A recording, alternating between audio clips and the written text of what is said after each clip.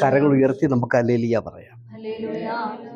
കടന്നു വന്ന എല്ലാവർക്കും ദൈവനാമത്തിൽ സ്നേഹവന്ദനം. തിരക്കും ബുദ്ധിമുട്ടും ഒക്കെ ഉണ്ടായിട്ടും കുറച്ചു സമയമെങ്കിലും നമ്മൾ ആരാധനയ്ക്ക് വേർതിരിച്ചത് എല്ലാവർക്കും അനുഗ്രഹമാണ്. ആമേ. തിരുവെഴുത്ത് പഠിപ്പിക്കുന്നത് രൂത്ത് വയലിൽ കൂടുതൽ സമയം ചെലവഴിച്ചു. ആ വയല് ദൈവസഭയാവുന്ന വയലാണ്, കർത്താവിൻ്റെ വേലയുടെ വയലാണ്. ആ വയലിൽ സമയം ചെലവഴിച്ചപ്പോൾ വൈകിട്ട് പോകാൻ നേരത്തെ സഞ്ചി നിറച്ചു എന്ത് ചെയ്തു? 10 ഇടങ്ങഴി യവം നിറച്ചാണ് ആ വയലിൽ നിന്ന് പോയത്. അതുകൊണ്ട് നമ്മൾ ഇതിനകത്ത് സമയം ചെലവഴിക്കുമ്പോൾ അതനുസരിച്ച് നന്മ വന്നുകൊണ്ടിരിക്കും. സ്തോത്രം. രൂത്ത് കയറി ഇങ്ങോട്ട് വന്നത് കാലിപ്പാത്രവുമായിട്ടാണ്, വലിയ ദാരിദ്ര്യവുമായിട്ടാണ് ബോവസിന്റെ വയലിൽ വന്നത്. പക്ഷെ കയറിപ്പോയത് അമ്മായിയമ്മയും മരുമോളും 2 പേരേ ഉള്ളൂ. 10 ലിറ്റർ എത്ര ദിവസത്തേനുണ്ട് അവർക്ക്? നമ്മുടെ ഭാഷയിൽ പറഞ്ഞ 1 കിലോ പൊടി അമ്മായിമ്മയ്ക്കും മരുമോക്കും ഏറ്റവും കുറഞ്ഞത് 2 ദിവസത്തേന് കാണും. അങ്ങനാണെങ്കിലോ 10 ലിറ്റർ 10 കിലോ. സ്വത്രം പറഞ്ഞ്. അപ്പോൾ ഈ വയലിൽ സമയം ചെലവഴിച്ചാൽ നന്മ കിട്ടാതിരിക്കുവോ? കിട്ടാതിരിക്കുവോ? പാർഷല്ല പറഞ്ഞത്, വചനത്തിൽ എഴുതി വെച്ചിരിക്കുകയാണ്. രൂത്തിന്റെ പുസ്തകം 2-ാം അധ്യായം എടുത്ത് നിങ്ങൾ വായിച്ചാൽ നിങ്ങൾക്ക് കിട്ടും. അപ്പൊ അതുകൊണ്ട് ആരാധനയ്ക്ക് നിങ്ങൾ സമയം വേർതിരിച്ചത് നിങ്ങൾക്ക് അനുഗ്രഹമാണ്. പാർഷ വായിച്ച സങ്കീർത്തനത്തിന്റെ 10 തൊട്ട് അനുഗ്രഹമാണ് പറയുന്നത്. രാജാക്കന്മാരുടെ അനുഗ്രഹമാണ്. ദേശത്ത് യുദ്ധമില്ലാതിരിക്കുക, പടയ്ക്ക് പുറപ്പെടാതിരിക്കുക, അതൊക്കെ ദേശത്തിന്റെ അനുഗ്രഹമാണ്. നമ്മുടെ രാജ്യത്തും അങ്ങനെ ഇരിക്കട്ടെ. യുദ്ധമില്ലാത്തൊരു രാജ്യമായി, പോരാട്ടമില്ലാത്തൊരു രാജ്യമായി ഇരിക്കുന്നത് ഏറ്റവും അനുഗ്രഹമാണ് കേട്ടോ. പിന്നെ മൃഗങ്ങളെ കുറിച്ച് പറഞ്ഞ അനുഗ്രഹം കേട്ടോ. കന്നുകാലികൾ പെറ്റുവരികട്ടെ. അത് ആത്മീകമായിട്ടും നമ്മുടെ എന്ത് ചെയ്യണം? നമ്മുടെ സഭയിൽ ആടുകൾ എന്ത് ചെയ്യണം? പെറ്റു പെരുകണം, വർദ്ധിക്കണം. ഭൗതികമായിട്ടും എന്ത് ചെയ്യണം? സ്തോത്രം അല്ലേ. പിന്നെ കളപ്പുരകളെല്ലാം ധാന്യം കൊണ്ട്, അത് സമ്പത്തിനെ കുറിച്ചുള്ള അനുഗ്രഹമാണ്. സ്തോത്രം. ദൈവത്തിൽ ഇറങ്ങി തിരിച്ചാൽ നമ്മുടെ കളപ്പുരകളൊന്നും കാലിയാകാതെ ധാന്യം കൊണ്ട് നിറയ്ക്കുന്ന ഒരു ദൈവം. സ്തോത്രം. അതുകൊണ്ട് ദൈവാരാധനയ്ക്ക് നമ്മൾ ഇറങ്ങുന്നത് ജീവിതത്തിൽ വലിയ നന്മയാണ് ദൈവമക്കളെ, വലിയ അനുഗ്രഹമാണ് കേട്ടോ. പിന്നെ തലമുറയുടെ അനുഗ്രഹം, അത് ഞാൻ നിങ്ങളോട് പറഞ്ഞിട്ടുണ്ട്. 12-ാമത്തെ വാക്യം ഇല്ലേ, അവിടെ എഴുതിയിരിക്കുന്ന വാക്യം അത് മാത്രം ഒന്ന് വായിക്കാം. അത് അറിയാൻ മേലാത്തവർക്ക് വേണ്ടി ആ വാക്യം ഒന്നുകൂടെ ഒന്ന് വായിക്കാം. 14-12. ഞങ്ങളുടെ പുത്രന്മാർ ബാല്യത്തിൽ തഴച്ചു വളരുന്ന തൈകൾ പോലെയും ഞങ്ങളുടെ പുത്രിമാർ അരമനയുടെ മാതിരിയായി കൊത്തിയ മൂലത്തൂടുകൾ പോലെയും ഇരിക്കട്ടെ. അപ്പൊ നിങ്ങളുടെ കുഞ്ഞുങ്ങളുടെ അനുഗ്രഹം 2 അനുഗ്രഹമാണ്. ഒന്ന് പെൺമക്കളുടെ അനുഗ്രഹം, 2 ആമക്കളുടെ അനുഗ്രഹം. ആൺകുഞ്ഞുങ്ങൾ എങ്ങനെ ഇരിക്കും? ബാല്യത്തിൽ വളരുന്ന തൈകൾ പോലെ. യെരുശലേമിലെ സാഹചര്യം, അത് നമ്മുടെ നാട്ടിലെ സാഹചര്യം ഞാൻ പറയാം. നിങ്ങൾ ഇനി ചെല്ലുമ്പോൾ നോക്കുക, തൈത്തെങ്ങ്, വലിയ തെങ്ങല്ല, വലിയ തെങ്ങ് നിങ്ങൾ നോക്കിയാൽ 3-4 തേങ്ങ കാണും, അതിൽ കൂടുതലില്ല. നേരെ തൈത്തെങ്ങ നിങ്ങളൊന്ന് നോക്കിക്ക്, നിറച്ച് തേങ്ങയാ. അതിൻ്റെ ഇലയ്ക്ക് അല്ലെങ്കിൽ ഓലയ്ക്ക് വലിയ നീളമാണ്. അതിൻ്റെ ഓലയെല്ലാം നല്ല പച്ച കളറാണ്. അങ്ങനെ തൈകൾ കണ്ടിട്ട് ദാവീദ് പറയാ, ഞങ്ങളുടെ ആമക്കൾ ഇതുപോലെ ഇരിക്കും, തഴച്ചു വളരുന്ന. അപ്പൊ വിദ്യാഭ്യാസം കുറയത്തില്ല, ആരോഗ്യം കുറയത്തില്ല, നന്മ കുറയത്തില്ല. നമ്മുടെ ആമക്കളൊക്കെ തഴച്ചു വളരുന്ന തൈകൾ പോലെ. ദൈവത്തെ ആരാധിക്കാൻ ഇറങ്ങിയാൽ നമ്മുടെ കുഞ്ഞുങ്ങൾ എങ്ങനെയായിരിക്കും? കണ്ടോ വാക്യം കണ്ടോ? തഴച്ചു വളരുന്ന തൈകൾ പോലെ. തൈകൾ പോലെ. ഒരു ഹല്ലേലൂയ പറഞ്ഞേ. അപ്പൊ അതുകൊണ്ട് ഈ വിഷയം വെച്ച് നിങ്ങളുടെ ആമക്കൾക്ക് വേണ്ടി രാവിലെ വൈകിട്ടും ഈ സങ്കീർത്തനം വായിച്ചിട്ട് തള്ളമാരും പിതാക്കന്മാരും പ്രാർത്ഥിച്ചാൽ ഈ വചനം ഒരിക്കലും കള്ളം പറയില്ല, അതിന്റെ യാഥാർത്ഥ്യത്തിലെത്തും കേട്ടോ നമ്മുടെ കുഞ്ഞുങ്ങള്. ഇനി പെമ്മക്കളെ അനുഗ്രഹം പറഞ്ഞ കേട്ടോ. അതെന്താ പറഞ്ഞത്? അരമനയുടെ മാതിരി കൊത്തിയ മൂലത്തൂണ്. മലയാളം മൂലഭാഷ കൊട്ടാരം. സ്വത്രം. ആ കാലത്തെ ഏറ്റവും വലിയ കൊട്ടാരം ശലോമോന്റെ കൊട്ടാരമാണ്. ദാവീദിന്റെ കൊട്ടാരമാണ് ശലോമോന്റെ കൊട്ടാരം. ആ കൊട്ടാരത്തിന്റെ തൂണുകളെല്ലാം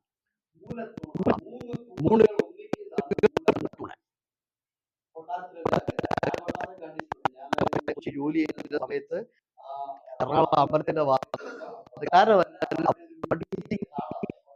ചെറിയ കൊട്ടാരമാണ്. ഞാൻ എപ്പോഴും എറണാകുളത്തിന്റെ തൊട്ടപ്പുറത്തായിട്ട് ഇരിക്കുന്നത്. ഇപ്പൊ പൈസ കൊടുക്കുന്നു തോന്നുന്നു, അന്ന് പൈസയൊന്നും കൊടുക്കണ്ടായിരുന്നു. ഇത് ഈ മൂലത്തൂണല, 3 തൂണ് കൂടുന്നതാണ് ഈ മൂലത്തൂണ. സ്തോത്രം. അതിന് മുകളിലെ കൊട്ടാരം നിൽക്കുന്നത്. ഈ മൂലത്തൂണ് മൊത്തം സ്വർണമാണ്. അതിലെല്ലാം ഇങ്ങനെ സ്വർണം കൊണ്ട് കൊത്തുപണി ചെയ്തിരിക്കുക. നല്ല പൂക്കളും നല്ല ഡിസൈനുകളും എല്ലാം ഈ തൂണുകളെ കൊത്തിയിരിക്കുക. അതുപോലെ ഒരു തൂണ് കണ്ടിട്ടാണ് ദാവീദ് പറഞ്ഞത്,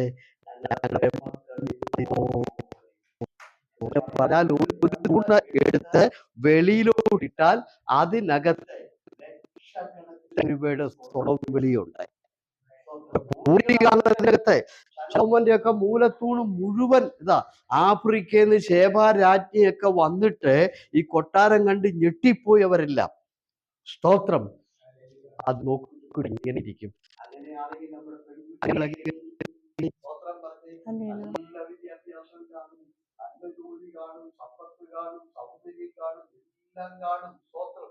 ദൈവം നമുക്ക് തരുന്ന ആൺകുഞ്ഞുങ്ങളും പെൺകുഞ്ഞുങ്ങളും സമ്പൽ സമൃദ്ധിയായിരിക്കും കേട്ടോ. ഓക്കെ,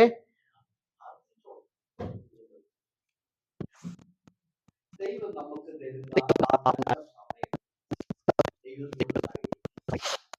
മിസ്രൈമിലെ ദൈവത്തിന് ഇസ്രായേലിനെ അവിടുന്ന് വിടുവിക്കാൻ അത്ഭുതത്തിന്റെ ആവശ്യമില്ല. അത്ഭുതത്തിന് ഒറ്റ സെക്കൻഡ് മതി പറവന്റെ കെട്ടിൽ നിന്ന് ഇസ്രായേലിനെ വിടുവിച്ചുകൊണ്ട് പോലെ. പക്ഷെ ദൈവം ദിവസങ്ങളെടുത്തു, മാസങ്ങളെടുത്തു. 10 അത്ഭുതം കാണിച്ചു. ഒരത്ഭുതം 8ഉം 10ഉം ദിവസം കഴിയുമ്പോൾ അടുത്ത അത്ഭുതം. അങ്ങനെ മാസങ്ങളെടുത്തു. എന്തിനാ ഇങ്ങനെ അത്ഭുതമൊക്കെ കാണിക്കുന്നത്? സ്തോത്രം. അപ്പൊ നമ്മൾ മനസ്സിലാക്കണം, ഇതിന്റെ ഒന്നും ആവശ്യം ദൈവത്തിനില്ല. ആമേ. നമുക്കൊരു പാഠം തരിക. എന്തിനാണെന്നറിയോ? ഒന്നാമത്തെ അത്ഭുതം കാണിക്കുമ്പോൾ ഫറവോൻ മോശയോട് സഹകരിച്ചിട്ട് ജനത്തെ കൊണ്ട് പൊക്കോളാൻ പറയണം. അങ്ങനെ ദൈവ പദ്ധതിയോട് സഹകരിക്കാൻ വേണ്ടിയാണ് ആദ്യത്തെ അത്ഭുതം കാണിച്ചത്. സ്തോത്രം പറഞ്ഞേ. മനസ്സിലായോ? അല്ലാതെ ദൈവത്തിന് ഇവരെ വിട്ടോണ്ട് പോകാൻ അത്ഭുതത്തിന്റെ ആവശ്യമൊന്നും ഇല്ല. ദൈവത്തിന് ദിവസങ്ങളൊന്നും വേണ്ട, ഒറ്റ സെക്കൻഡ് മതി. അപ്പൊ നമ്മൾ ഓർക്കുക, നമുക്ക് കിട്ടുന്ന സമയം ദൈവത്തോട് സഹകരിച്ചോണം. ദൈവത്തോടെ. രണ്ടാമത്തെ അത്ഭുതം കാണിച്ചപ്പോൾ ദൈവം വിചാരിച്ചു ഫറവോൻ ഈ പ്രാവശ്യം സഹകരിക്കും. അന്നേരവും ഫറവോൻ എതിർക്കുകയാണ്.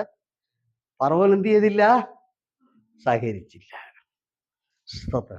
അപ്പൊ 10 അത്ഭുതങ്ങൾ ചെയ്തത് 10 അവസരങ്ങൾ ദൈവത്തോട് സഹകരിക്കാൻ കൊടുക്കുകയായിരുന്നു. സഹകരിക്കാതെ വന്നപ്പോ കർത്താവ് തീരുമാനിച്ചു, ചെങ്കടലിൽ കൊണ്ടുവന്ന് എല്ലാത്തിനെ മുക്കി. 2025 കൂടുതൽ 26 ദൈവത്തോട് സഹകരിക്കുക കേട്ടോ. നമ്മുടെ ജീവിതത്തിൽ ദൈവത്തോട് എത്രത്തോളം ദൈവിക പദ്ധതിയോട് ചേർന്ന് നിൽക്കാൻ നമുക്ക് പറ്റുമോ, അതിനോട് സഹകരിക്കാൻ കഴിയുമോ, നമ്മൾ അത്രത്തോളം ദൈവത്തോട് സഹകരിക്കുക കേട്ടോ. ഫറവോന് ദൈവം ദിവസങ്ങൾ കൊടുത്തു, മാസങ്ങൾ കൊടുത്തു ദൈവിക പദ്ധതിയോട് സഹകരിക്കാൻ. ദൈവത്തിന്റെ പദ്ധതി ജനത്തെ വിട്ട അവരാരാധനയ്ക്കോ അതിനോടങ്ങ് സഹകരിച്ചാൽ മതി. ഈ പുള്ളി പോകേണ്ട ആവശ്യമില്ല. ഈ പുള്ളി ഇവരെ പറയൊന്നും പോകണ്ട. ആ ദൈവിക പദ്ധതിയോട് സഹകരിച്ചാൽ മതി. ഒരു തീരുമാനമെടുക്കണം. ഇനിയുള്ള കാലം എൻ്റെ ജീവിതം ദൈവ പദ്ധതിയോട് സഹകരിക്കാൻ ഞാൻ ഇന്ന് രാത്രിയിൽ എന്നെ ഏൽപ്പിക്കുന്നു. ആമേ. എൻ്റെ മുമ്പിൽ കിട്ടുന്ന ഒരവസരങ്ങളും ഞാൻ എന്ത് ചെയ്യത്തില്ല. ആമേ. ഇനി ചില അനുഗ്രഹത്തിന്റെ വ്യവസ്ഥയോട് പറഞ്ഞു. 2025 നിങ്ങൾ അനുഗ്രഹിക്കപ്പെടണം. പ്രസംഗിക്കുന്നില്ല, പ്രസംഗമൊക്കെ വേറെ വിഷയമാണ്. കാരണം ഈ വർഷം തീരാൻ പോവുക. ഈ അടുത്ത മാസം കൊണ്ട് ഈ 12 മാസം തീരാൻ പോവുക കേട്ടോ. ജനുവരി 1-ാം തീയതി തൊട്ട് ദൈവം നമ്മളെ നടത്തി. അതുകൊണ്ട് എപ്പോഴും ഞാൻ പറയുന്ന പദം എടുത്തു പറഞ്ഞോളാം. ഇത്രത്തോളം യഹോവ എന്നെ ഗൾഫിലെ ദൈവസഹായം കൊണ്ട് മാത്രം ഇവിടെ നിന്നതാണ്. സ്തോത്രം പറഞ്ഞ് ദൈവത്തിന്റെ സഹായം ഇല്ലെങ്കിൽ ഇവിടെ നമുക്ക് ഒരു നിമിഷം നിൽക്കാൻ പറ്റത്തില്ല. അതുകൊണ്ട് എപ്പോഴും പറയണം, ഇത്രത്തോളം യഹോവ എന്നെ സഹായിച്ചു. സ്തോത്രം. ഇത്രത്തോളം യഹോവ എന്നെ കഴിഞ്ഞ ജനുവരിയിലോട്ടൊന്ന് തിരിഞ്ഞു നോക്കിയിട്ട് പറയണം, ഈ ഡിസംബർ വരെയും എൻ്റെ സാമ്പത്തിക ആവശ്യങ്ങളിലെ, എനിക്ക് വന്ന രോഗങ്ങളിലെ, എൻ്റെ ജീവിതത്തിൽ നേരെ ആഞ്ഞടിച്ച പ്രതിസന്ധിയിലെ, എൻ്റെ കുടുംബ പ്രശ്നങ്ങളിലെ, എൻ്റെ ജോലി സ്ഥലത്തെ എൻ്റെ വിഷയത്തിലെല്ലാം ഇത്രത്തോളം യഹോവ എന്നെ സഹായിച്ചു. ഇത്രത്തോളം യഹോവ എന്നെ സഹായിച്ചു. എൻ്റെ ജോലി പോകത്തക്ക നിലയിൽ വരെ ഞാൻ എത്തി. സാമ്പത്തികമായി വലിയ പ്രതിസന്ധി ഞാൻ എത്തി. അവിടെയെല്ലാം എൻ്റെ ദൈവം എന്നെ സഹായിച്ചു. ആ ദൈവത്തിന് നന്ദി പറഞ്ഞിട്ട് ശമൂവേല് പറഞ്ഞതുപോലെ ഇത്രത്തോളം യഹോവ എന്നെ സഹായിച്ചു എന്ന് പറഞ്ഞ് തൂണ് നാട്ടിയെന്നാ. തൂണ് നാട്ടി. തൂണെന്ന് പറഞ്ഞ അതിൻ്റെ അർത്ഥം എന്താ? ഉടമ്പടി ദൈവത്തോടെ. സ്തോത്രം. അനുഗ്രഹം എന്ന് പറയുന്നത് 2 ശമൂവേല് 7-ാം അധ്യായമുണ്ട്. പിന്നെ ദിനവൃത്താന്ത പുസ്തകത്തിലും ഒക്കെ കിടപ്പുണ്ട്, 16-ലൊക്കെ.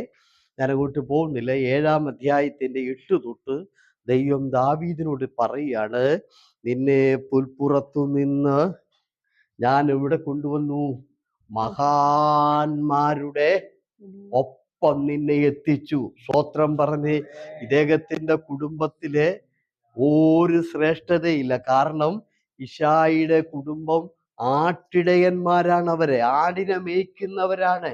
എന്നാൽ ആ ആടിനെ മേയ്ക്കുന്ന കുടുംബത്തിൽ നിന്ന് ദാവീദിനെ എവിടെ എത്തിച്ചു? മഹാന്മാരുടെ പട്ടികയിലെ. സ്തോത്രം. ലോകരാജ്യത്തെ ശക്തനായ ഇസ്രായേലിന്റെ 2ാമത്തെ രാജാവെന്ന പദവിയിലേക്ക് ആടിനെ മേയിച്ചുകൊണ്ടിരുന്ന ദാവീദിനെ ദൈവം ഉയർത്തിക്കൊണ്ടുവന്നു. സ്തോത്രം. അപ്പൊ ഒരു ഉയർച്ച നമുക്കും വേണ്ടേ? താഴെ കിടന്നാ മതിയോ ഇന്നും ഇങ്ങനെ? സ്തോത്രം.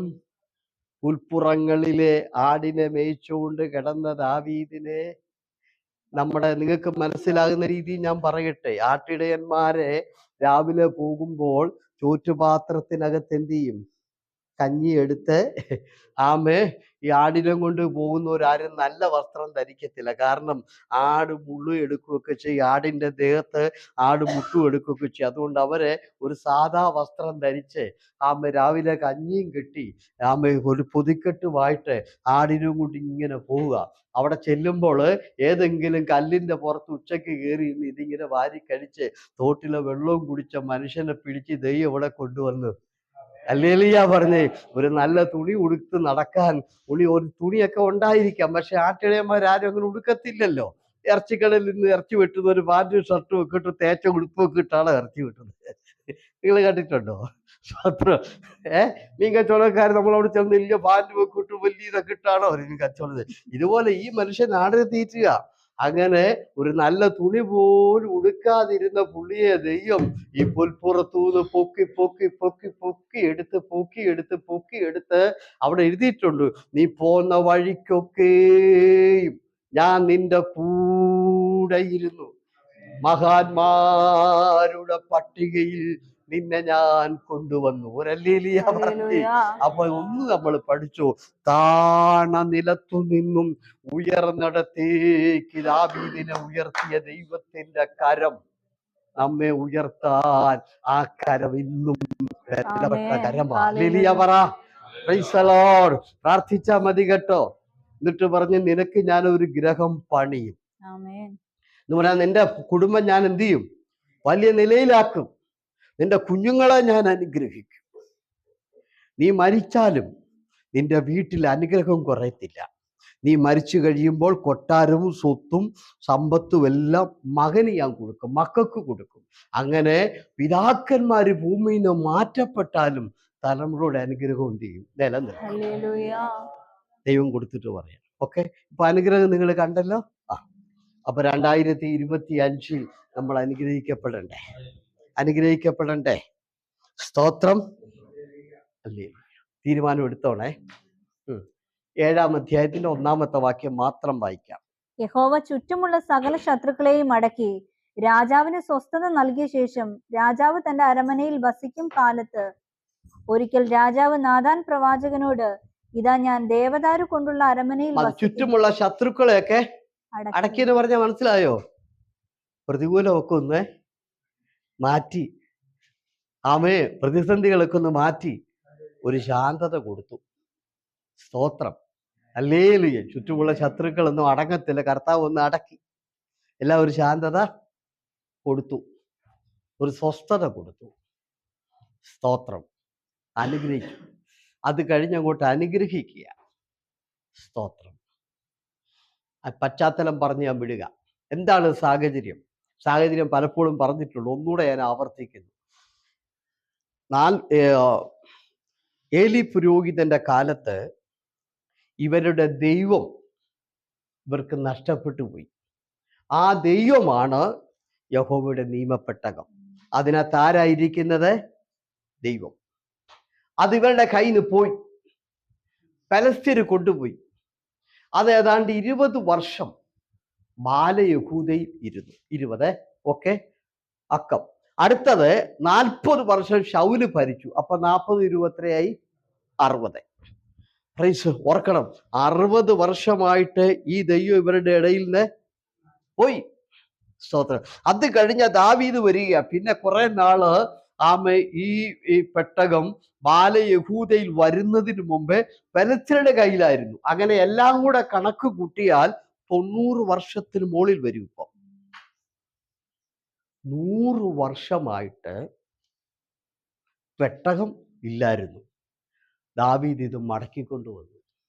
ദാവീദ് ഇത് ഈ 100 വർഷമായി ഇവരുടെ നടുവിൽ കഴിഞ്ഞ 40 വർഷം ഇവരുടെ പിതാക്കന്മാരെ മരുഭൂമിയിലൂടെ നടത്തിയ ദൈവം, സ്തോത്രം പറഞ്ഞ് ഇവർക്ക് ആഹാരങ്ങൾ കൊടുത്ത്, ഇവർക്ക് വസ്ത്രം കൊടുത്ത്, അനുഗ്രഹങ്ങൾ കൊടുത്ത്, ഇവർക്ക് 40 വർഷം രോഗശാന്തിയൊക്കെ കൊടുത്ത് മരുഭൂമിയിലൂടെ ഇവരെ നടത്തിയ ഈ ദൈവം കഴിഞ്ഞ 100 വർഷമായിട്ട് ഇവരുടെ ഇടയില് ഈ ദൈവമില്ല. ദാവീദ് പോയി. ഈ അത് 24 സങ്കീർത്തനം അതാ കേട്ടോ. സൈന്യങ്ങളുടെ യഹോവ വരിക. അപ്പോളാ പറയുന്ന, വാതിലുകളെ നിങ്ങളുടെ തലകള് ഉയർത്തുവീൻ. അപ്പൊ ഈ പെട്ടകത്തെ, ദൈവത്തെ 100 വർഷം ഇല്ലാതിരുന്ന ദൈവ സാന്നിധ്യം ദാവീദ് മടക്കിക്കൊണ്ട് വന്നു. അത് കഴിഞ്ഞപ്പോൾ ദാവീദ് എല്ലാരും വിളിച്ചിട്ട് ഈ പെട്ടകത്തിന്റെ മുമ്പിൽ യാഗം നടത്തി. ദാവീദ് ജനത്തെ എല്ലാം അനുഗ്രഹിച്ചു, എല്ലാവർക്കും അപ്പമൊക്കെ കൊടുത്തു. എന്നിട്ട് ദാവീദ് പുരോഹിതന്മാരെ എല്ലാം വിളിച്ചിട്ട് പറഞ്ഞു, എല്ലാ ദിവസവും ഈ പെട്ടകത്തിന് മുൻപിൽ എന്തുണ്ടായിരിക്കണം? യാഗം നടത്തണം. അതിന് പുരോഹിതന്മാരെ എല്ലാം ദാവീദ് അവിടെ നിയമിച്ചു. ശരിക്ക് കേൾക്കണം, അനുഗ്രഹം കേട്ടോ. ഇന്നിവിടെ നിന്ന് 2025 തീരുന്നതിന് മുമ്പ് ഈ ഉടമ്പടി നമ്മൾ വരണം. പുരോഹിതന്മാരെയൊക്കെ നിയമിച്ചിട്ട് അവരോട് പറഞ്ഞു എല്ലാ ദിവസവും യാഗം നടത്തണം. അപ്പൊ ഈ യാഗം നടത്താൻ വേണ്ടി പുരോഹിതന്മാരെ നിയമിച്ചപ്പോൾ ദാവീദ് പറഞ്ഞു, ഇവിടെ പാട്ടുകാര്, സംഗീതക്കാര് വേണം. സംഗീതക്കാരെ നിയമിച്ചു. ആസാഫ്, അവരെവരെയൊക്കെയാണ് നിയമിച്ചത്.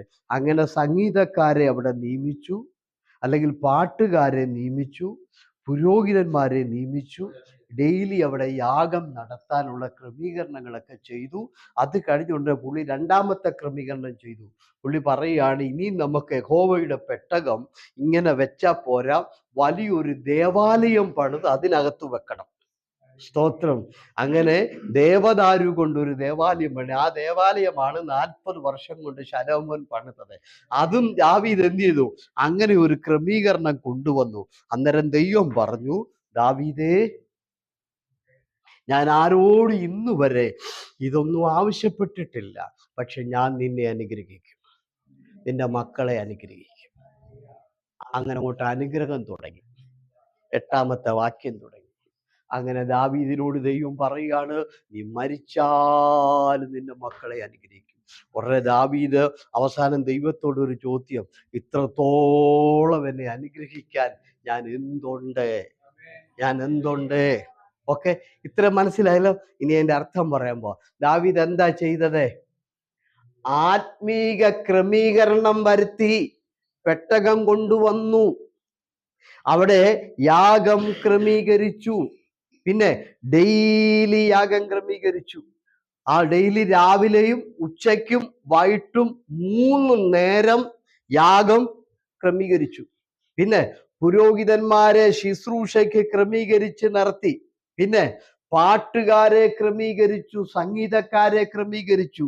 പിന്നെ ആരാധനാലയം പണിയാനും അതിനു വേണ്ടപ്പെട്ട കാര്യങ്ങൾ ക്രമീകരിച്ചപ്പോൾ 8-ാം അധ്യായത്തിൽ 8-ാമത്തെ വാക്യം തുടങ്ങി ദൈവം പറഞ്ഞു, ഞാൻ നിന്നെ അനുഗ്രഹിക്കും. ഞാൻ ഇന്ന് രാത്രി ചോദിക്കുന്നു, നിന്റെ വീട്ടിൽ ഒരു ആത്മീക ക്രമീകരണം വരുത്താമോ? വരുത്താൻ തയ്യാറാണോ? സ്തോത്രം പറഞ്ഞേ. 90-100 വർഷമായിട്ട് ആരാധന ഇല്ലാതെ കിടക്കുകയാണ്. പെട്ടകവും ഇല്ല, യാഗവും ഇല്ല. ദാവീദ് എന്ത് ചെയ്തു? ആരാധന ക്രമീകരിച്ചു, യാഗം ക്രമീകരിച്ചു, സംഗീതക്കാരെ ക്രമീകരിച്ചു, ദേവാലയം പണിയാനുള്ള ക്രമീകരണങ്ങൾ കൊണ്ടുവന്നു. ഹല്ലേലൂയ പറഞ്ഞ്. അതുകൊണ്ട് 2026 കടക്കുന്നതിന് മുമ്പേ നിന്റെ വീട്ടിൽ ആരാധനയുടെ ക്രമീകരണം കൊണ്ടുവരാമോ? പറ. സ്തോത്രം. ശുശ്രൂഷയുടെ ക്രമീകരണം കൊണ്ടുവരാമോ? വളരെ വർഷങ്ങളായി മുടങ്ങിക്കിടന്ന ഈ യാഗം ദാവീദ് വീണ്ടും കൊണ്ടുവന്നു, ഈ പെട്ടകം കൊണ്ടുവന്നു. അങ്ങനെ ശക്തമായ ഒരു ആത്മീക ക്രമീകരണം ഇസ്രായേലിന്റെ നടുവിൽ കൊണ്ടുവന്നപ്പോൾ 8-ാമത്തെ വാക്യത്തിൽ അനുഗ്രഹം ആരംഭിച്ചു.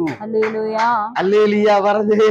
പലവരോടും എനിക്ക് പറയാനുള്ളത്, ഒരു ശക്തമായ ആരാധനയുടെയും ഒരു ശക്തമായ ആത്മീക ജീവിതത്തിൻ്റെയും ഒരു ശക്തമായ ദൈവവചനത്തിൻ്റെയും ക്രമീകരണങ്ങൾ നിന്റെ ജീവിതത്തില് ഇന്ന് തൊട്ട് ആരംഭിക്കാമെങ്കിൽ ഞാൻ ഉറപ്പു തന്നുവിടാം, ദൈവം നിന്റെ ഭവനം പണിയും, ദൈവം നിന്റെ തലമുറയെ അനുഗ്രഹിക്കും, നിന്റെ പേര് മഹാന്മാരുടെ ഒപ്പം ദൈവം നിന്നെ ഉയർത്തും. ഹല്ലേലൂയ പറഞ്ഞേ. ഒരാത്മീക ക്രമീകരണത്തിന് തീരുമാനമെടുക്കണം. ദാവീദ് എന്ത് ചെയ്തു? ദാവീദിന് പണം ഉണ്ടായിരുന്നു, പക്ഷെ ദാവീദ് എന്ത് ചെയ്തില്ല? രാജ്യത്തിന്റെ കാര്യങ്ങളല്ല ചെയ്തത്, ആത്മീക ക്രമീകരണമാണ് ആരംഭത്തിൽ ചെയ്തത്. കോടിക്കണക്കിന് സ്വത്തുണ്ട്, അതുകൊണ്ട് എൻ്റെ രാജ്യം ഒന്നുകൂടെ ശക്തമാക്കണം, എൻ്റെ മിലിറ്ററി എല്ലാം ഒന്നുകൂടെ ശക്തമാക്കണം, എൻ്റെ രാജ്യത്തെ ബിസിനസ്സുകള്, എൻ്റെ രാജ്യത്തെ സമ്പത്തുക്കള് എല്ലാം ഉയർത്തണം. ദാവീദ് അതെല്ലാം മാറ്റിവെച്ചു. ആദ്യമേ ഇതങ്ങ് ചെയ്തു. ആത്മീകമായി ഇല്ലാതിരുന്ന ദൈവത്തെ മടക്കി കൊണ്ടുവന്നു. ഹല്ലേലൂയ. 2, ആ ദൈവത്തിന്റെ മുമ്പിൽ സ്ഥിരമായ ഒരു ആരാധനയുടെ ക്രമീകരണം കൊണ്ടുവന്നു. ഡെയിലിയുള്ള യാഗം കൊണ്ടുവന്നു. ആ യാഗം നടത്താൻ പുരോഹിതന്മാരെ കൊണ്ടുവന്നു. സ്തോത്രം പറഞ്ഞ്. ആദ്യമായി കുഞ്ഞെ, ആത്മീക ആരാധനയുടെ ക്രമീകരണം നീ എടുക്കുക. ഹല്ലേലൂയ പറഞ്ഞേ. ദൈവ സാന്നിധ്യത്തിൽ അകന്നു പോയെങ്കിൽ ആ സാന്നിധ്യം വീണ്ടും മടക്കി കൊണ്ടുവരാനുള്ള ക്രമീകരണങ്ങൾ ഇന്ന് രാത്രി നീ എടുക്കുക. സ്തോത്രം പറഞ്ഞ്. അങ്ങനെ ശക്തമായ ഒരു ആത്മീക ക്രമീകരണത്തിലേക്ക് ദാവീദ് തന്റെ ജനത്തെ കൊണ്ടുവന്നു. ദൈവം പറയാണ്, ദാവീദേ, നിന്റെ പേര് ഞാൻ വലുതാക്കും. സ്തോത്രം. അപ്പൊ അനുഗ്രഹത്തിന്റെ കാര്യം മനസ്സിലായല്ലോ. 26 കടക്കുമ്പോൾ ദൈവം നമ്മളെ മാനിക്കും, അനുഗ്രഹിക്കും. സ്തോത്രം. യേശുവേ നന്ദി. 2 കൂട്ടായ്മയുണ്ട്. ഏതു വേണം നിങ്ങൾക്ക് തീരുമാനിക്കാം.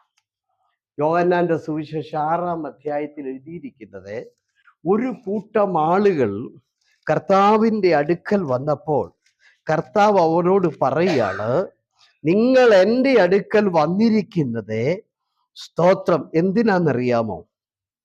ആമേ. അവിടെ പറയാണ്, നിങ്ങൾ വന്നിരിക്കുന്നത് എന്താണ്? അപ്പം തിന്നതുകൊണ്ടും അടയാളങ്ങളും അത്ഭുതങ്ങളും കണ്ടതുകൊണ്ടും. സ്തോത്രം. അപ്പോ ഒരു കൂട്ടര് വന്നത് അപ്പം തിന്നത് കൊണ്ട്, അല്ലെങ്കിൽ അപ്പത്തിന്റെ കൂട്ടായ്മയ്ക്കാണ് അവര് വന്നത്. ഭൗതികമായ വിശപ്പ്, അപ്പം അടങ്ങാനൊക്കെ അങ്ങനെ ഒരു ആരാധനയുണ്ട്. ഭൗതികമായ ആവശ്യങ്ങളാണ് അതിന് മുമ്പിൽ വെച്ചിരിക്കുന്നത്. സ്തോത്രം. ഹല്ലേലൂയ. അപ്പവും പിന്നെ അത്ഭുതങ്ങളും അടയാളങ്ങളും, രോഗശാന്തി, മറ്റു കാര്യങ്ങളൊക്കെ. Price the Lord. ഹല്ലേലൂയ. 6-ാം അധ്യായം എടുത്തേ. അതിലേത് കൂട്ടായ്മയാണ് ഇന്ന് രാത്രി നമ്മൾ, ഏത് ആരാധനയാണ് നമ്മൾ ഏറ്റെടുക്കുന്നത് എന്ന് ഇന്ന് രാത്രി നമുക്ക് നോക്കാം. Price the Lord. ഹല്ലേലൂയ. കണ്ടോ? 6-ാം അധ്യായത്തിന്റെ 10-11 വാക്യം ആദ്യം വായിച്ചേ. യോഹന്നാന്റെ സുവിശേഷം.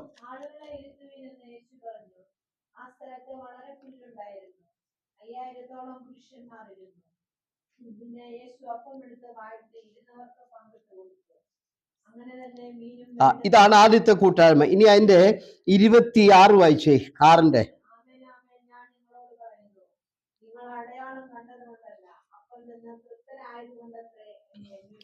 അപ്പൊ ഈ കൂട്ടായ്മയിൽ ആള് കൂടിയത് എന്തിനാന്ന് കർത്താവ് പറഞ്ഞു, നിങ്ങൾ അടയാളം കണ്ടിട്ടല്ല, അപ്പം ഞാൻ തന്നത് കൊണ്ടാണ് നിങ്ങൾ ഇവിടെ വന്നത്. ഇഷ്ടംപോലെ ആള്, 5000 പുരുഷന്മാര് തന്നെ ഉണ്ട്. പിന്നെ അവരുടെ ഭാര്യമാരും മക്കളെ ഒന്നും കണക്ക് പറഞ്ഞിട്ടില്ല. പ്രായമുള്ള അച്ചായന്മാരുണ്ട്. എല്ലാവരും കൂടി ഒരു 10-20,000 പേര് കാണും. സ്തോത്രം. ഇത് കഴിഞ്ഞപ്പോൾ യേശു നേരെ കടലിനക്കരെ കയറി. അക്കരെ കയറിയിട്ട് അവിടെ ഒരു കൂട്ടായ്മ തുടങ്ങി. നമുക്കിനി അങ്ങോട്ട് വരാം. Price the Lord. ഹല്ലേലൂയ. നമുക്ക് ആ ഭാഗം ഒന്ന് വായിക്കാം. വായിച്ചാട്ടെ. അതിന്റെ 31 എനിക്ക് തോന്നുന്നു. വായിച്ചേ. 41 ഞാൻ സ്വർഗത്തിൽ നിന്ന് ഇറങ്ങി വന്ന അപ്പം എന്ന് അവൻ പറഞ്ഞതിനാൽ യഹൂദന്മാർ അവനെ കുറിച്ച് പിറുപിറുത്തു. ഇവൻ യോസേഫിന്റെ പുത്രനായ യേശുവല്ലയോ? അവന്റെ അപ്പനെയും അമ്മയും നാം അറിയുന്നുവല്ലോ. പിന്നെ ഞാൻ സ്വർഗത്തിൽ നിന്ന് ഇറങ്ങി വന്നു എന്ന് അവൻ പറയുന്നത് എങ്ങനെയെന്ന് അവർ പറഞ്ഞു. യേശു അവരോട് ഉത്തരം പറഞ്ഞത്, നിങ്ങൾ തമ്മിൽ പിറുപിറുക്കേണ്ട. എന്നെ അയച്ച പിതാവ് ആകർഷിച്ചിട്ടല്ലാതെ ആർക്കും എന്റെ അടുക്കൽ വരുവാൻ കഴിയുകയില്ല. ഞാൻ ഒടുക്കത്തെ നാളിൽ അവനെ ഉയർത്തെഴുന്നേൽപ്പിക്കും. എല്ലാവരും ദൈവത്താൽ ഉപദേശിക്കപ്പെട്ടവർ ആകുമെന്ന് പ്രവാചക പുസ്തകങ്ങളിൽ എഴുതിയിരിക്കുന്നു. പിതാവിനോട് കേട്ട് പഠിച്ചവനെല്ലാം എന്റെ അടുക്കൽ വരും. ഇവിടെ വന്നപ്പോ കർത്താവ് ആ അപ്പം എല്ലാം മാറ്റിയിട്ട് പറഞ്ഞു, വേറൊരു അപ്പം ഞാൻ നിങ്ങൾക്ക് തരാം. ഈ കൂട്ടായ്മ എന്താണെന്നറിയോ? സ്വർഗത്തിൽ നിന്ന് ഇറങ്ങി വന്ന ജീവന്റെ അപ്പം, അത് ഞാനാണെന്ന് പറഞ്ഞു. അമ്മേ, അപ്പം ഈ യഹൂദന്മാരെന്തോ പറഞ്ഞതറിയാം. ഈ കൂട്ടായ്മയ്ക്ക് വന്ന പുള്ളികൾ പറഞ്ഞു എന്ന് കേട്ടെ. Price the Lord. ഹല്ലേലൂയ. അപ്പൊ ഇവര് പറയാണ്, അതിന്റെ 66-ാമത്തെ വാക്യം വായിച്ചേ. അന്നു മുതൽ അവന്റെ ശിഷ്യന്മാരിൽ പലരും പിൻവാങ്ങിപ്പോയി, പിന്നെ അവനോട് കൂടെ സഞ്ചരിച്ചില്ല. ആകയാൽ യേശു 12 നിങ്ങൾക്ക് പൊയ്ക്കൊള്ളുവാൻ മനസ്സുണ്ടോ എന്ന് ചോദിച്ചു. ഈ കൂട്ടായ്മയിൽ കർത്താവിന്റെ പ്രസംഗ വിഷയം അവർക്ക് ഇഷ്ടപ്പെട്ടില്ല. അക്കരത്തെ കൂട്ടായ്മ വലിയ ഇഷ്ടമായിരുന്നു. 5000 പേർക്ക് ഇഷ്ടപ്പെട്ട കൂട്ടായ്മയാ അല്ലെ പുരുഷന്മാർ. കാരണം അപ്പത്തിന് അപ്പം, മീനിന് മീന് ഇഷ്ടം പോലെ. ഇവിടെ വന്നപ്പോഴത്തേന് അവരെന്ത് ചെയ്തു? 66-ാമത്തെ വാക്യം ഒന്നുകൂടെ വായിച്ചേ. അന്നു മുതൽ അവന്റെ ശിഷ്യന്മാരിൽ പലരും പിൻവാങ്ങിപ്പോയി. ഇപ്പത്തെ പ്രാർത്ഥന നിർത്തി പുറകോട്ട് വണ്ടി വിടുക. ഞങ്ങൾക്ക് ഈ പ്രയർ ഞങ്ങൾക്ക് വേണ്ട, ഈ പ്രാർത്ഥന ഞങ്ങൾക്ക്. ഈ കൂട്ടായ്മ എന്താ കാര്യം? ഈ കൂട്ടായ്മ ഇയാള് പറയാ ജീവന്റെ അപ്പം, അത് ഇയാളാണെന്ന് പറയുന്നു. ഇത് കഴിക്കണമെന്ന്. അപ്പം യേശുരത്തിന് കഴിക്കണം പറഞ്ഞു. ഈ കൂട്ടായ്മ ഞങ്ങൾക്ക്. അപ്പൊ നിങ്ങൾക്ക് തീരുമാനിക്കാം, ഭൗതിക അനുഗ്രഹം വേണോ, ആത്മീക ജീവനായ നിത്യജീവനായ ക്രിസ്തുവിനെ വേണോ? ഏതാ വേണ്ടത്? മറ്റവർക്ക് അപ്പം മതി. അവർക്ക് നിത്യജീവൻ കൊടുക്കുന്ന യേശുവിനെയും യേശുവിന്റെ ആ കൂട്ടായ്മയോടും അവർക്ക് താല്പര്യമില്ല. അന്ന് തൊട്ട് അവർ വിട്ടുപിരിയാൻ തുടങ്ങി. അന്ന് തൊട്ട് അവരെ പുറകോട്ട് വിട്ടുപിരിയാൻ തുടങ്ങി. പ്രൈസ്. അപ്പോ ഏറ്റവും ഒടുവിൽ ഈ 12 ശിഷ്യന്മാർ ശേഷിച്ചു. അവര് പോയില്ല. സ്തോത്രം.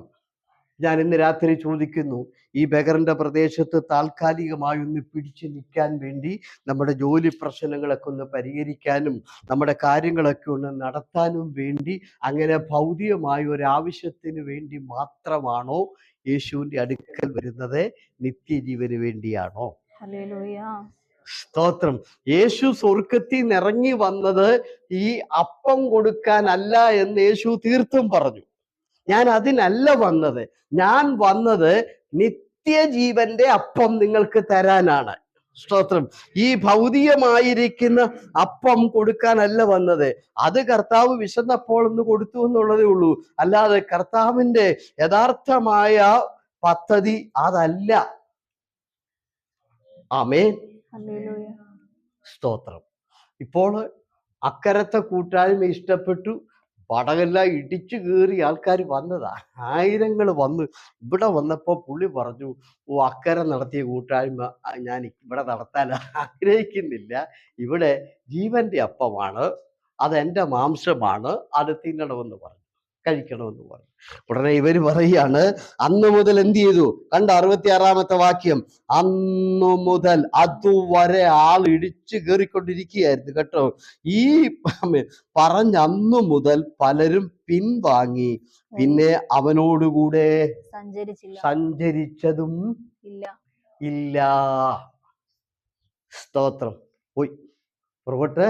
അപ്പൊ അതിന്റെ അർത്ഥം എന്താ? അതിന്റെ അർത്ഥം അവരിറങ്ങിയത് നിത്യജീവൻ അല്ലായിരുന്നു. അവരിറങ്ങിയത് ഈ താൽക്കാലികമായിരിക്കുന്ന അപ്പത്തിനും മീനിനും വേണ്ടി മാത്രമായിരുന്നു അവരിറങ്ങിയത്. ഭൗതികമായിരിക്കുന്ന ആവശ്യങ്ങൾക്ക് വേണ്ടിയാണ് അവരിറങ്ങിയത്. അങ്ങനത്തെ ഒത്തിരി കൂട്ടായ്മകളുണ്ട് കേട്ടോ. നമ്മുടെ ആവശ്യങ്ങൾ പറയുക, ഒരു ഫീസ് അടയ്ക്കുക, അവര് പ്രാർത്ഥിച്ചോളൂ. സ്തോത്രം. പക്ഷെ സ്വർഗത്തിൽ നിന്ന് കർത്താവ് ഇറങ്ങി വന്നത് അങ്ങനെ ഒരു കൂട്ടായ്മ ഈ ഭൂമി സ്ഥാപിക്കാനല്ല. ഹല്ലേലൂയ പറഞ്ഞ്. തൻ്റെ ലക്ഷ്യവും അതല്ല, തൻ്റെ ശുശ്രൂഷ അതല്ല. താൻ പറഞ്ഞു, ഞാൻ വന്നത് ജീവന്റെ അപ്പവും കൊണ്ടാണ്, അത് നിത്യജീവനാണ്, നിങ്ങൾ അതിനെ പിടിക്കുക. അതുകൊണ്ട് ദൈവമക്കളെ, താൽക്കാലികമായ 70 വർഷത്തെയോ 80 വർഷത്തെയോ ഈ ഭൂമിയിലെ ജീവിതത്തിന് ആവശ്യമുള്ള കാര്യങ്ങൾ മാത്രം തരുന്ന യേശുവിൻ്റെ ലക്ഷ്യം അത് മാത്രമല്ല, അതിനപ്പുറത്ത് യേശുവിന് ലക്ഷ്യമുണ്ട്, നിത്യജീവൻ എന്ന് പറയുന്നത്. ഹല്ലേലൂയ പറഞ്ഞേ. അപ്പോൾ ഇതിലേത് വേണമെന്ന് നമുക്ക് തീരുമാനിക്കാം, തിരഞ്ഞെടുക്കാൻ. ഞാൻ എപ്പോഴും പറയും, 2 അധികാരം നമുക്ക് ദൈവം തന്നിട്ടുണ്ട്. ഒന്ന്, നമ്മൾ ഏത് വീട്ടിൽ ജനിക്കണം നമ്മളല്ല തീരുമാനിച്ചത്. നോ. റീച്ചാൻ ജനിക്കുന്നതിന് മുമ്പ് റീച്ചാന്റെ ആത്മാവിനോട് ചോദിക്കുകയാണ് ഇവിടെ. അപ്പൊ റീച്ചാൻ എന്ത് പറഞ്ഞത്? പാരീസ് ആയിരിക്കും അല്ലേ? അതോ ജർമ്മനിയാണോ? മിക്കവാറും റീച്ചാൻ ഇംഗ്ലണ്ടേ പറയത്തുള്ളൂ. അവിടെയൊക്കെ ആവുമ്പോ മെക്കാനിക്കലിന് നല്ല കാശ് കിട്ടുന്ന രാജ്യമല്ലേ.